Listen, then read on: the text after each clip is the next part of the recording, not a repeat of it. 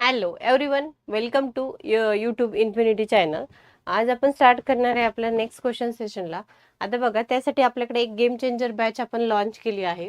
ही batch तुम्हाला कोणाला purchase करायची असेल तर तुम्ही या नंबरला कॉन्टॅक्ट करून या नंबरवरून पूर्ण इन्फॉर्मेशन घेऊ शकता, किंवा या नंबरला या ॲड्रेसला येऊन तुम्ही स्वतः व्हिजिट पण करू शकता. या बॅचमध्ये तुम्हाला टेक्निकल प्लस नॉन टेक्निकल पूर्ण सिलेबस कव्हर करून देण्यात येईल. या बॅचमध्ये तुम्हाला जे पण ते TCS आणि IBPS पॅटर्ननुसार जो कन्सेप्च्युअल क्वेश्चन आहेत ते क्वेश्चन पण आपण किंवा तो पॅटर्न पण आपण या सिलेबसमध्ये कव्हर करणार आहे. बघा, नेक्स्ट आहे आपला first question. Which of the following IS code provide the guideline for RCC slab design. बघा, RCC स्लॅब डिझाईनसाठी आपण कुठला IS कोड यूज करतो? IS कोड 456-2000 हा RCC आणि PCC साठी. हा आपण जो आहे IS 800-2007 हा आपण स्टील साठी यूज करतो. हा ductility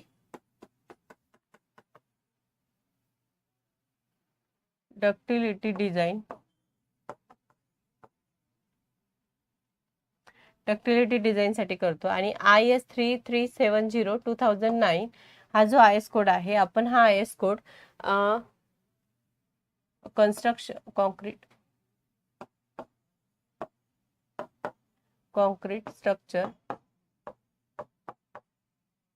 structure of storage in liquid साठी यूज करतो. याच्या याच्या व्यतिरिक्त पण आपल्याला आयस कोड दिले, आपण त्या आयस कोड पण बघणार आहे. हे बघा, हे तुमचे इम्पॉर्टंट आयस कोड आहे. या आयस कोडवर 99% आतापर्यंतचे एवढेच आयस कोडवर जास्त क्वेश्चन विचारलेले आहे. बघा, त्यातला हा एक जो आहे RCC आणि PCC साठी लोड साठी विचारलेला आहे, स्टील साठी विचारलेला आहे, लोड साठी विचारलेला आहे आणि प्रिस्टेट कॉन्क्रीट साठी विचारलेला आहे. तर हे जे 4-5 क्वेश्चन आहे त्यासाठी सर्वात जास्त तुम्हाला क्वेश्चनिंग विचारलेले आहे, क्वेश्चन केलेले आहे त्या आयस कोडवर. हे आयस कोड तुम्हाला चांगले म्हणजे बघून जायचे आहेत.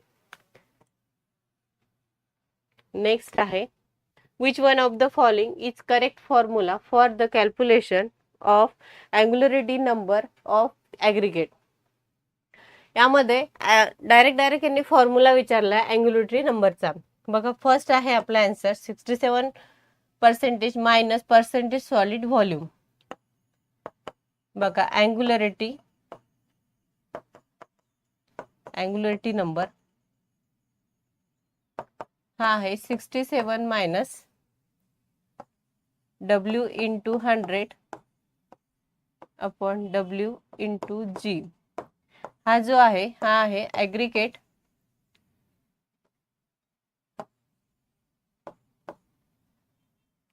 जो कॅपिटल W आहे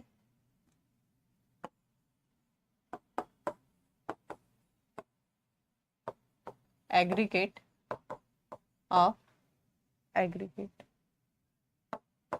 इन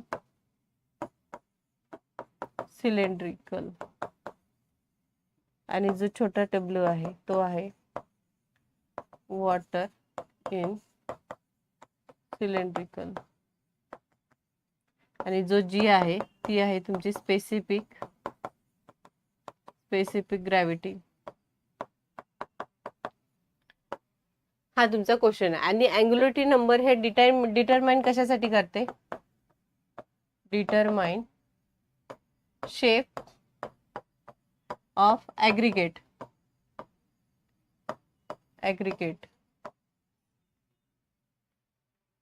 बघा, आपलं फर्स्ट आन्सर असणार आहे यामध्ये. नेक्स्ट आहे कोबाल्ट्स R याची पार्टिकलची साईज विचारलेली आहे. आता बघा, या पार्टिकल साईजचं मी एक तुम्हाला टेबलच दिलेला आहे, तो टेबल बघून घ्या. त्यामध्ये तुम्हाला पूर्ण पार्टिकल साईजची क्लिअर होईल. बघा, हा जो टेबल आहे याच्यामध्ये बोल्डरची साईज दिलेली आहे. कोबाल्टची साईज आहे 80 mm टू 300 mm. कोर्सची साईज आहे 20 mm 80 mm. फाईन ग्रॅव्हलची आहे 4.25 mm टू 20 mm. कोरची आहे 20 mm टू 4.75 mm. मीडियमची आहे 4.25 mm टू 2 mm. परत फाईनची आहे 0.75 टू 4.25 mm. कोर्सची साईज आहे 0.02 ते 0.075 mm. मीडियमची साईज आहे 0.01 टू 0.02 mm. फाईनची साईज आहे 0.02 mm टू 0.01. क्लेची साईज आहे आपली 0.002 mm. ही आहे आपली लास्टमध्ये क्लेची. बघा हा जो चार्ट आहे, हा चार्ट तुम्हाला प्रॉपर लक्ष ठेवायचं आहे. ते आज त्यांनी तुम्हाला बोल्ड म्हणजे उद्याच्या नेक्स्ट क्वेश्चन मध्ये ते बोल्डरवर पण क्वेश्चन विचारणार, किंवा कोर्समध्ये काय साईन म्हणजे डायमेन्शन आहे किंवा साईज आहे हे पण विचारणार. हा एक चार्टचा स्क्रीनशॉट काढून घ्या. The vertical member of a frame which which is subdivided a window door vertically is known as. आता बघा जो व्हर्टिकल असते यामध्ये काय दिलेला आहे, सब डिवायडेड. हा जो सपोज विंडोचा जो व्हर्टिकल पार्ट आहे आणि इथे सपोज ही डोअर आहे, विंडो आहे, आणि याला काय केलं की या फ्रेमनी सब म्हणजे परत डिवाइड केलं आहे, म्हणजे दोन याच्यामध्ये. या व्हर्टिकल मेंबरला काय म्हटलंय ते विचारलं, त्याला आपण म्हणतो मुलायन. आता बघा पॅनल म्हणजे काय असते की सपोज हा तुमचा डोअर आहे, म्हणजे डोअर आहे, या डोअर मध्ये हा जो एरिया आहे आपण या एरियाला इन्क्लुडेड करतो कशा तरी डिझाईन मध्ये वगैरे, तर या एरियाला काय म्हटलेलं आहे त्यांनी, पॅनल.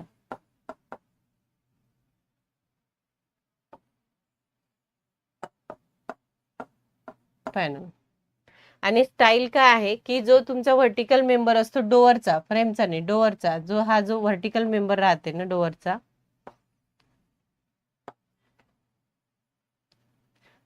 हा जो व्हर्टिकल मेंबर राहते ना त्याला आपण स्टायलिश म्हणतो. याला आपण पॅनल म्हटलेला आहे, मुलायन म्हटलेला आहे. रिव्हॉल्व कशाला म्हणते की जो तुमच्या डोअर विंडोच्या बाजूनी, डोअर विंडो जी असते त्याच्या आउटसाइडला जो वॉलला जी हे असते थिक, आपण एक हे फ्रेम लावलेली राहते एक छोट्या थिक मध्ये, त्याला काय म्हटलेलं आपण, रिव्हियल म्हटलेलं आहे. बघा डायग्राम मध्ये दिलेला आहे, तो तुमचा व्हर्टिकल जो मेंबर आहे की तो विंडोला दोन पार्ट मध्ये डिवाइड करायचा, त्याला आपण मुलायन म्हणतो. ट्रान्सफॉर्म काय आहे की तो सेम हा व्हर्टिकल आहे, तर हा एक हॉरिझॉन्टल पार्ट आहे की तो विंडोला टू पार्ट मध्ये डिवाइड करत आहे. हेड बघा, जाम म्हणजे काय असते, सील काय आहे, डोअरची जी लोअर मोस्ट पार्ट आहे तो त्याला आपण सील म्हणतो. टॉप मोस्ट पार्टला आपण काय म्हटलेलं आहे, लिंटेल म्हटलेलं आहे. जे आउटर प्रोजेक्शन असते डोअर विंडोच्या त्याला आपण सज्जा म्हटलेला आहे. बघा स्टाइलिस्ट काय आहे की हा जो व्हर्टिकल जी डोअर आहे त्याचा जो हा व्हर्टिकल पार्ट आहे त्याला आपण स्टाइलिस्ट म्हटलेला आहे. डोअरची विंडो आणि डोअरचे तुम्हाला कंपोनंट करायचे आहे, डोअर विंडोचे तुम्हाला टाइप्स पण करून जायचे आहेत, जेणेकरून डोअर विंडोवर पण कुठलाही क्वेश्चन आला तर तुमचा तो मार्क्स जायला नकोय. नेक्स्ट आहे laminar flow in circular pipe, Darcy's Weisbach's friction factor is equal to. बघा डार्सेस लॉ काय म्हणताय आपला, जो लॅमिनार फ्लो आहे त्याची जी सर्क्युलर पाईपची हे राहते, जो फॅक्टर राहते तो काय आहे ते विचारलेला आहे. बघा 64/RE. RE काय आहे, तुमचा रेनॉल्ड नंबर आहे, यालाच आपण लॅमिनार फ्लो म्हणतो. यामध्ये काय आहे की RE लेस दॅन 2000 असेल तर तो आपला लॅमिनार फ्लो झाला. आणि टर्बुलंट फ्लो मध्ये आहे, टर्बुलंट फ्लो मध्ये आहे 36. टर्बुलंट फ्लो मध्ये आपल्याला आहे, टर्बुलंट फ्लोचा फॉर्म्युला 3146/RE. आपल्याला याच्यामध्ये काय दिलेलं आहे, लॅमिनार फ्लो बद्दल विचारलेलं आहे, तर आपल्याला काय पाहिजे की टर्बुलंट फ्लोचा पण फॉर्म्युला बघायचा आहे. टर्बुलंट फ्लोचा फॉर्म्युला काय दिलेला आहे त्यांनी की टर्बुलंट फ्लो काय राहतो आपला आणि लॅमिनार फ्लो काय, यामध्ये डिफरन्स काय आहे माहिती आहे का. टर्बुलंट फ्लोचा फॉर्म्युला आहे आपला 0.316 RE 1⁴. हा जो आहे, सॉरी 0.36 आहे.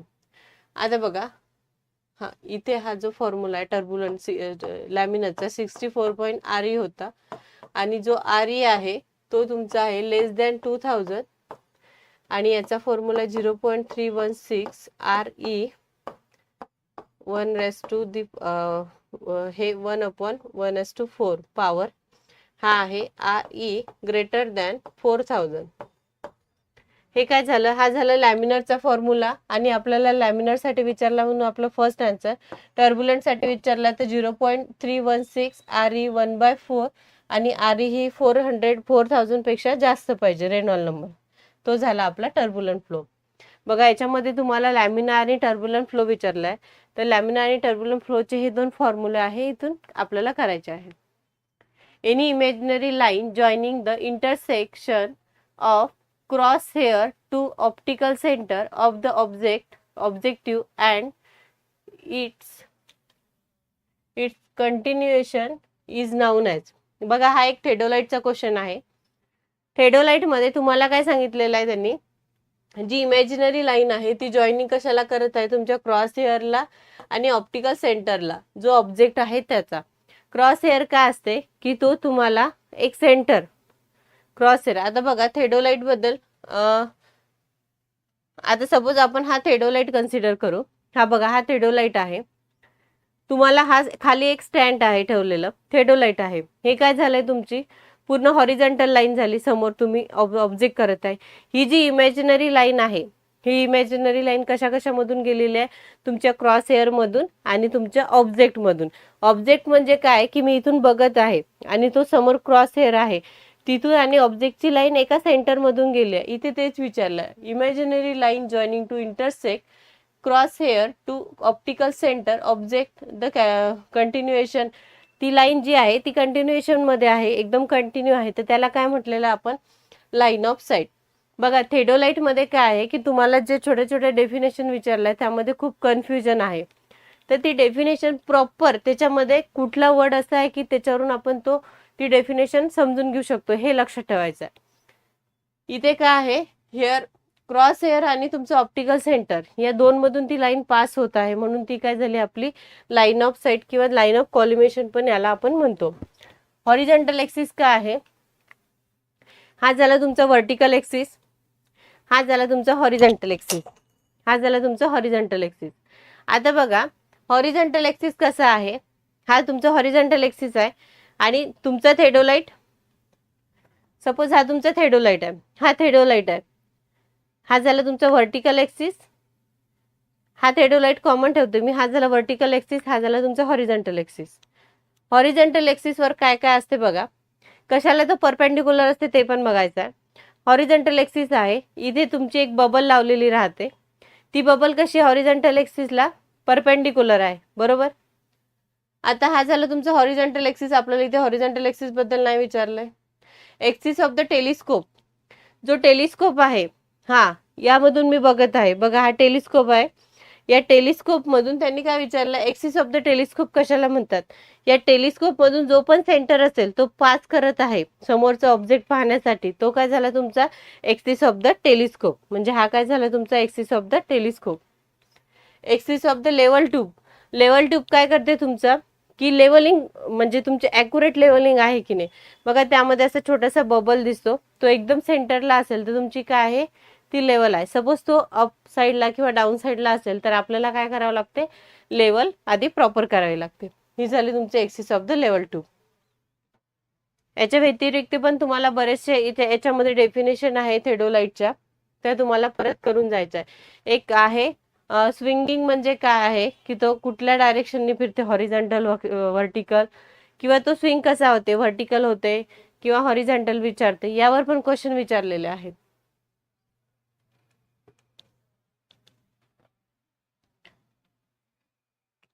नेक्स्ट आहे, which of the following batching method provide the greater accuracy, greater accuracy in material proportional of concrete mix. हा बघा यांनी काय विचारलेलं आहे की अशी कुठली मेथड आहे बॅचिंगची ती ग्रेट ॲक्युरेसी देते. बघा व्हॉल्यूम बॅचिंग आणि एक आहे आपली वेट बॅचिंग, हे आपल्या दोन मेथड आहेत. आता दोन मेथड पैकी आपली ॲक्युरेट मेथड कुठली आहे बघा, हँड मिक्सिंग तर आपण नाही करत, इथे ॲक्युरेटशी नाही आहे, आणि मॅन्युअल मेजरमेंट पण आपण म्हणजे एक्झॅक्ट नाही घेऊ शकत, इथे पण ॲक्युरेसी येत नाही. व्हॉल्यूम आणि वेट बॅचिंग, वेट बॅचिंग कशासाठी आहे की लार्ज वर्कसाठी आपण यूज करतो आणि हे स्मॉल वर्कसाठी. मग आपल्याला ॲक्युरेसी कशासाठी पाहिजे? लार्ज वर्कसाठी आपल्याला बॅचिंगची ॲक्युरेसी असणे इम्पॉर्टंट आहे. सपोज तुमची ॲक्युरेसी नसेल तर काय होते, श्रिंकेज होण्याचे चान्सेस जास्त राहते, हनीकॉम्बिंग होऊ शकते जास्त. म्हणजे काय होते की तुमची जे मिक्सिंग आहे ते प्रॉपर नाही झालं तर त्याचे इफेक्ट पण खूप आहे. त्यासाठी आपल्याला काय करायचं आहे की आपलं आन्सर जे असणार आहे ग्रेट ॲक्युरेट, हे काय असणार आहे आपलं वेट बॅचिंग. हे आपलं वेट बॅचिंग. बघा, which of the following is standard modular size of clay building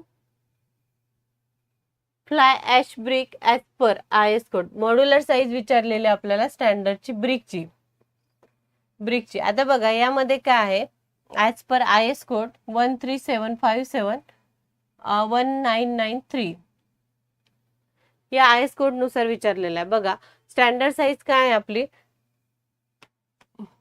90 mm into 90 mm into 90 mm.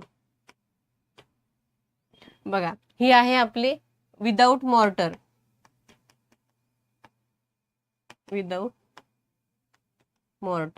आणि विथ मॉर्टर कोणती आहे?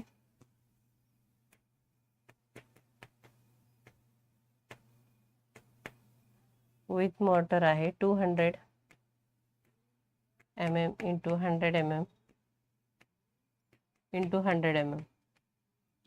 ही झाली MM मध्ये.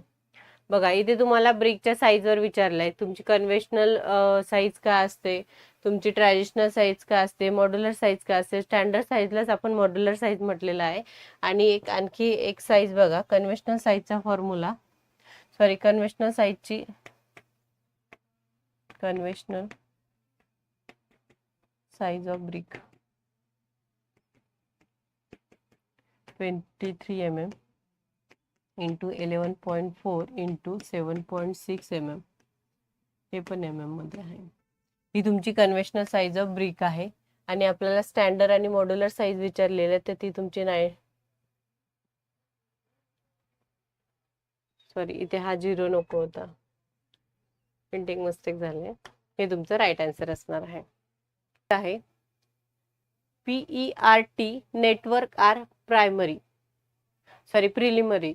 आता यामध्ये काय आहे की जी पर्ट ही नेटवर्क अनालिसिस आहे, CPM आणि पर्ट. तर पर्ट ही कशावर डिपेंड आहे आणि CPM ही कशावर डिपेंड आहे आपण बघा एका सेशन मध्ये बघितलेलं आहे. जी पर्ट आहे हे काय करते, इव्हेंट ओरिएंटेड आहे आणि ही प्रोबॅबिलिस्टिक आहे. आणि जी CPM असते ती ऍक्टिव्हेटेड ओरिएंटेड असते आणि ती डिटर्मिनिस्टिक राहते. CPM ही ऍक्टिव्हिटी ओरिएंटेड असते, पर्ट ही इव्हेंट ओरिएंटेड असते. आणि पर्ट वरून तुम्ही हा जो P आहे हा प्रोबॅबिलिस्टिक म्हणून म्हणजे लक्षात ठेवू शकता. आणि जो CPM मध्ये आहे ती डिटर्मिनिस्टिक म्हणून यूज केली जाते. बघा आणि एक आणखी आपण एक बुक लॉन्च केलाय, ई बुक. त्या बुक मध्ये काय आहे की तुमचे नॉन टेक्निकलचा जो पूर्ण पार्ट आहे तो इथे तुम्हाला कव्हर करून दिला जाईल. यामध्ये आहे म्हणजे कव्हर केलेला आहे आपण जे TCS आणि IBPS चे जे पण PYQ जे क्वेश्चन आहेत ते आपण या ई बुक मध्ये दिलेले आहेत तुम्हाला. याच्यामध्ये मराठी, इंग्लिश, सामान्य आणि बुद्धिमत्ता हे 4 टॉपिकवर तुम्हाला हे पूर्ण याच्यामध्ये हे दिलंय, क्वेश्चन दिलेले आहे. हे बुक तुम्हाला म्हणजे नॉन टेक्निकल साठी तुम्हाला रेफरन्स साठी खूप इम्पॉर्टंट आहे. आणि हे ओनली फक्त 10 रुपीज मध्ये आहे. तर या बुक मध्ये काय करायचंय तुम्हाला, आता या बुक बद्दल सांगते मी. आतापर्यंत आपण टेक्निकलवर खूप बोललो. यामध्ये सपोज तुम्हाला मराठीचा एक क्वेश्चन आहे. सपोज तुम्हाला इथे मराठीचा क्वेश्चन आहे प्रयोग. आता काय करायचं की फर्स्ट क्वेश्चन सपोज प्रयोगवर आहे, तर प्रयोग मध्ये काय करायचं तुम्हाला ऑल प्रयोगची हे बघून घ्यायचे आहे. म्हणजे क्वेश्चन ऑल प्रयोगचं जे चॅप्टर आहे ते वाचायचं आहे. त्याच्यामध्ये कर्मणी प्रयोग कुठला आहे, कर्तरी प्रयोग कुठला आहे, भावे प्रयोग कुठला आहे, परत भावेचे आणखी सब टाइप्स आहे, कर्मणीचे सब टाइप्स आहेत, कर्तरीचे आहेत.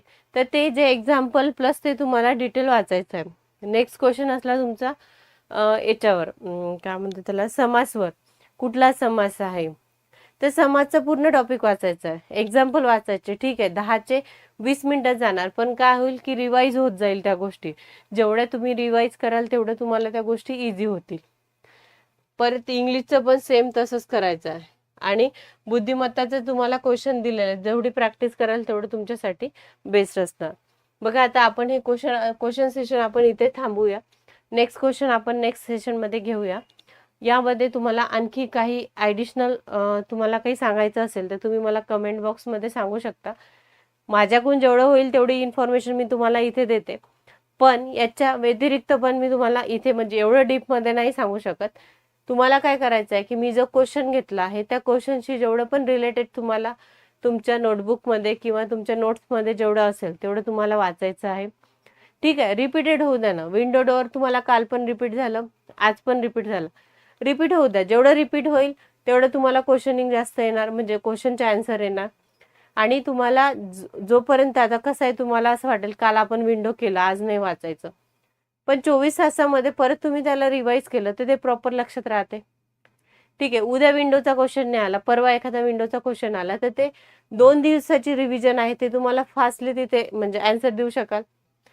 तर काय आहे की तुम्हाला रिवाईज मॅक्झिमम टाइम ते रिवाईज करायचं आहे. त्यासाठी तुम्ही क्वेश्चन थ्रू जा. पण माझं तरी असं हे आहे, म्हणजे तुम्ही क्वेश्चन थ्रू गेले ना तर तुमचा कन्सेप्ट थ्रू अभ्यास होईल आणि कन्सेप्ट तुमचे क्लिअर होणार. एक फॉर्म्युल्यासाठी तुम्ही 4 फॉर्म्युले बघा.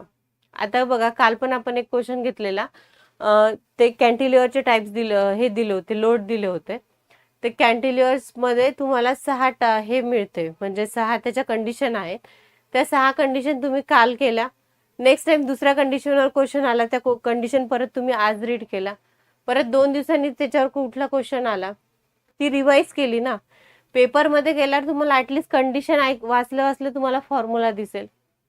मॅक्झिमम टाइम रिवाईज तुमचं म्हणजे नेक्स्ट जे राहते त्यामध्ये काय होते की ते तुम्हाला क्लिअर म्हणजे एकदम क्लिअरली आठवते. तुम्ही मॅक्झिमम टाइम रिवाईज केलं. तुम्ही आता काल केलं आज रिवाईज नाही केलं तर ते फॉर्म्युले तुम्ही विसरून जाणार, कंडिशन विसरून जाणार. त्यासाठी तुम्ही असं हे नका करू की बा काल पण हाच क्वेश्चन होता आज पण. मी ते तुम्हाला क्वेश्चन याच्यासाठी दाखवत आहे की असे पण एक्झाम मध्ये हे क्वेश्चन सर्व जे पण मी आतापर्यंत घेतले आणि ते तुम्हाला आतापर्यंत कुठे ना कुठे एक्झाम मध्ये विचारलेले आहे. फक्त ते मी मेन्शन नाही केलं की हे इथेच विचारलंय ते तिथेच विचारलं आहे. आपल्याला ते कुठे काही विचारू द्या, आपल्याला कन्सेप्ट थ्रू जायचं आहे. म्हणजे क्वेश्चन पेपरमध्ये कुठला पण क्वेश्चन आला तर तो आपल्याला सॉर्ट आउट झाला पाहिजे. हेच याच्या मागचा आपला उद्देश आहे. ठीक आहे, चला थँक्यू सो मच. भेटूया आपण नेक्स्ट सेशन मध्ये.